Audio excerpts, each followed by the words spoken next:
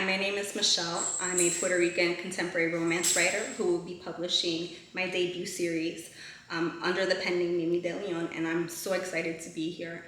I decided that I would introduce myself to the Authortube community by jumping on the Authortube Newbie Tag. I know that there's two versions. There's the OG version, there's the 2.0 version.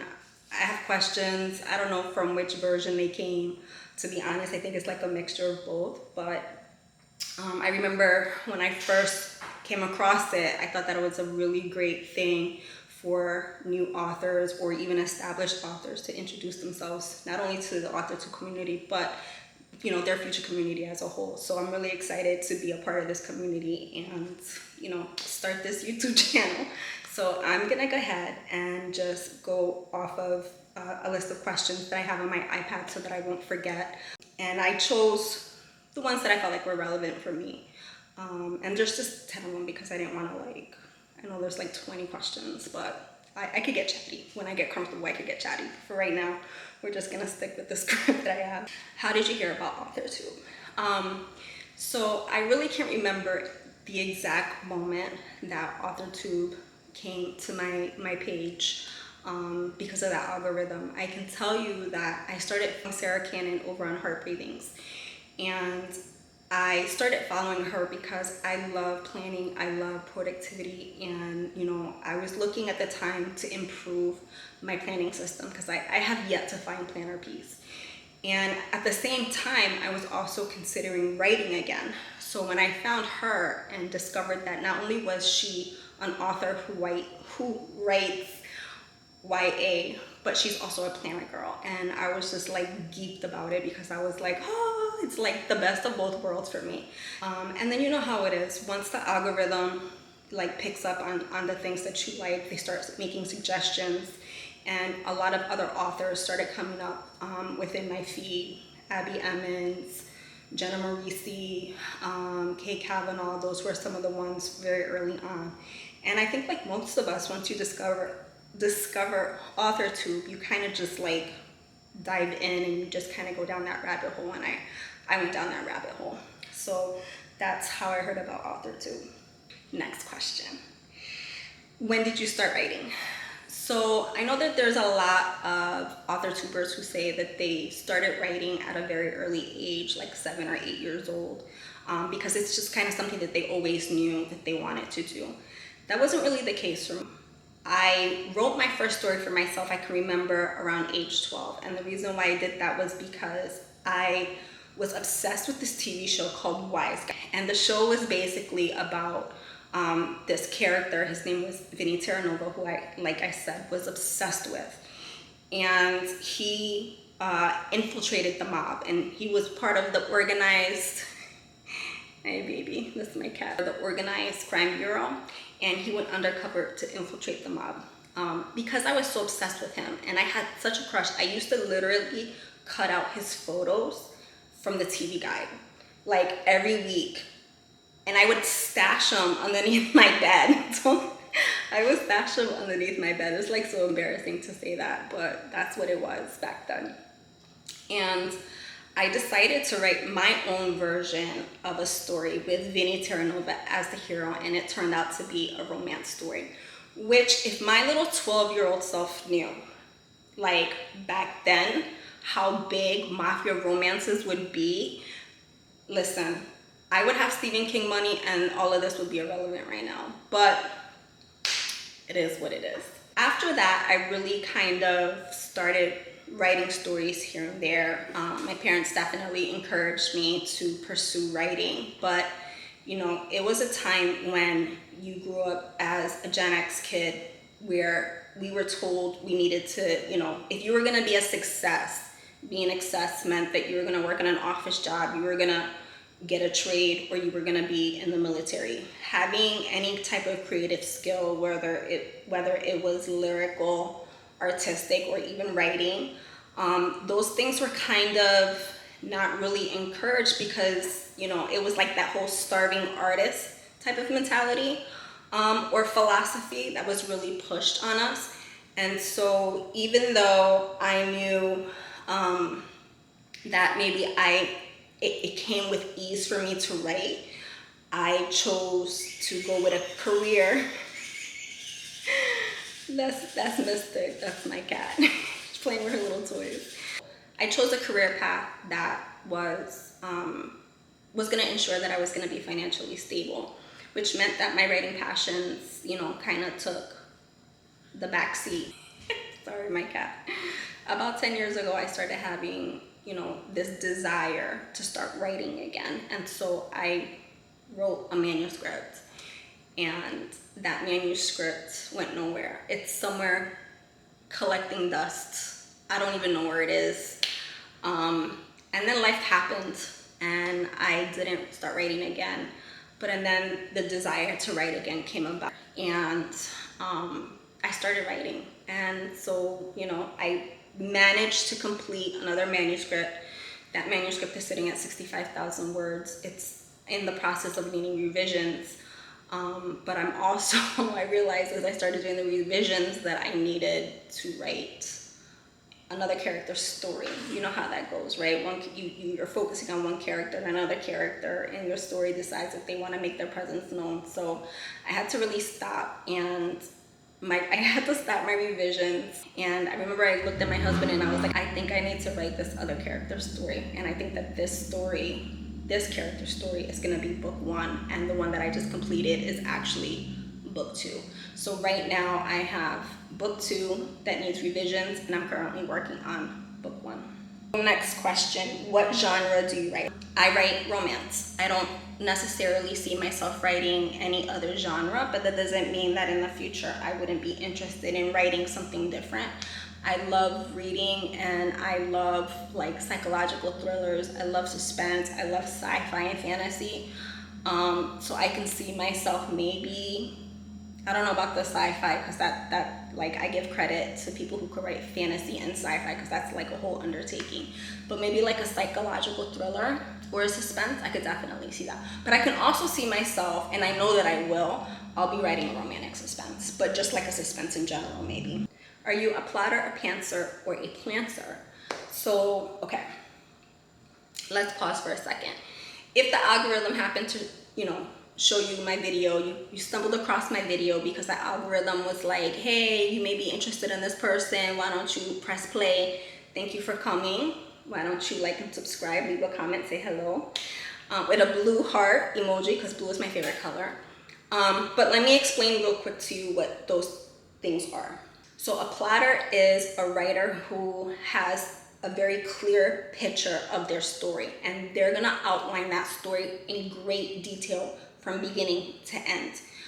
A pantser or discovery writer is an author who they have a general sense of how the story is going to begin. They know how the story is going to end, but everything in between, they kind of discover it as they're starting, or as the story is unfolding as they're writing it, right? And then a plantser is a combination of the two. It's a writer who does a little bit of outlining and then does a little bit of discovery writing or pantsing. I'm a discovery writer, pantser, whatever you want to call it, through and through. I have pantsed every story I have ever written.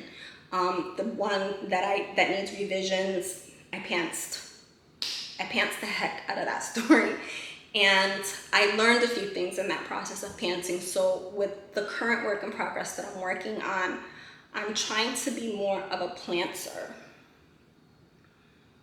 Ask me how that's going. That's gonna be a story for another day. So I'm definitely a discovery writer. If you're a discovery writer, let me know, like, shout out. Are you published, self-published, or yet to be published? I am yet to be published. My intention is to self-publish. My younger self wanted to be tri-published, but my older, mature self knows now that maybe not so much. And we'll just leave it at that. And I will be publishing under the pen name Mimi De Leon. I'm sorry about my hands. I'm Puerto Rican. We do this. So you're going to get a lot of that. So I'm just letting you guys know now. Okay, the next question. What Authortube related videos can we expect to find on this channel? So definitely talking about my work in progress. That's one. Day in the life, maybe a week in the life vlog. Planning, because like I said, I love planning. I love productivity. So planning with regards to, that's my cat's toy. I should have probably turned that off. Hold on one second. So planning with regards to like how I plan for writing, what my writing goals are, things like that. Craft books that I've read and I'm currently reading, and what I have found to be helpful and what I found to like not be helpful, because literally I have like thrown some like I've thrown some out the window because it was just like a waste of money. It wasn't helpful for me, but I know that it could be helpful for somebody else. As my little channel grows, because I'm calling it writing sprints, I would love to also connect with other authors who would be interested in doing some writing sprints, because that has helped me with getting words written, is definitely those sprints. All right, which authors have inspired your writing the most?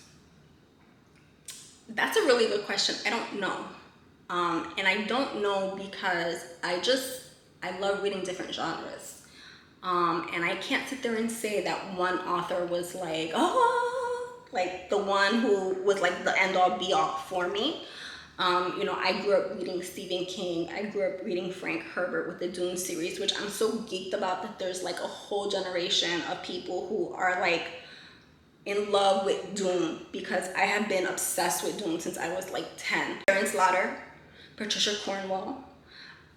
Obviously, I grew up with Danielle Steele. I grew up with V.C. Andrews. I grew up with Barbara Delinsky. I don't know. It's just so many. Ted Dekker, Kel Cade. Obviously, Sarah J. Maas. I like her. I like her writing. I just like any author or any work that can really immerse me into their world to the point that I forget about mine. And that's what I hope to establish as an author with my stories, that I can have someone so entrenched into my world that they're just like, that satisfied feeling when you like finish a book. Like, that's what I want. Do you schedule your writing sessions or write whenever you can? So I'm no longer working. I retired from my job. So right now I am a full-time writer. But when I was working, I found it very difficult to write. So I would write whenever I could. I had a very high stress, high demand job that left me with no creative energy at the end of the day. I would sit there and I would promise myself, oh, on the weekends, because I'm not getting any words written, you know, during the week, on the weekends I would write. But on the weekends it was like, you know, haciendo compra, lavando la ropa, like going out with the kids, spending time with the husband, like running errands, like doing all of those things, right? And then I would beat myself up because it would be like Sunday late evening or early afternoon and I didn't get any words done. And it was like this cycle that repeated, which is probably why, you know, the first manuscript that I finished that needs revisions probably took as long as it did, because I just didn't have the time. I then started, you know, trying to write whenever I could. So I used to start work at 7:30 in the morning, and typically the office would start filling up around 8:39. So I knew that I had like an hour and a half to like kind of at least some solitude to get some work done before my bosses came into work. So I would use that time before the day really started to get some words written. I would do it during my lunch break, any time that I could during the day while I was at work without getting into trouble. Now that I'm home, now that I'm retired, now that I have the, you know, availability to kind of write when I want, I do schedule my writing sessions. I'm a person who's very creative in the morning. As the day goes on, like forget about it. Like in the afternoon, I shut everything down. I just want to relax. I just want to unwind. But I schedule my writing sessions around my husband's work schedule, because his work schedule is very fluid. And so when he's at work, I work. And then when he comes home, I shut everything down so that we can, you know, spend the night or spend the day or spend the time with each other before he goes back to work the next day. So that's what I'm doing. Last question. What are you looking forward to now that you're part of Authortube? I think for many, just the community, being part of this amazing community. I think this is a very solitary and lonely field because we live in our heads so much that, you know, it's nice to have other people who have similar passions as you, cheering you on, having ideas that you can bounce off of. So I'm really looking forward to that. I'm also looking forward to, you know, just aspiring others to go ahead and just go for it. You know, I'm in my late 40s. I've already had a career. I've done the responsible adult thing, and I put my creative passions to the side, and now it's like, it's my time. Like, I'm gonna die on this hill trying to make this dream a reality. And if I can inspire someone to be like, you know what, it's now or never, then it will be all worth it. The other thing is that I want to inspire, you know, young girls who look like me. I haven't come across many author tubers who look like me. They could be out there. I just haven't found them. But if you know them, please let me know so that I can like support them as well. But I think it's real important that there's some representation of the Latina community from Latinas who look like me. I don't think that we get enough recognition as a whole. So that's part of what I'm looking forward to, is just also building that and inspiring. So with all of that being said, I hope that you guys enjoyed this video. I hope that you will like and subscribe and just hang out with me. I plan to upload a video every week.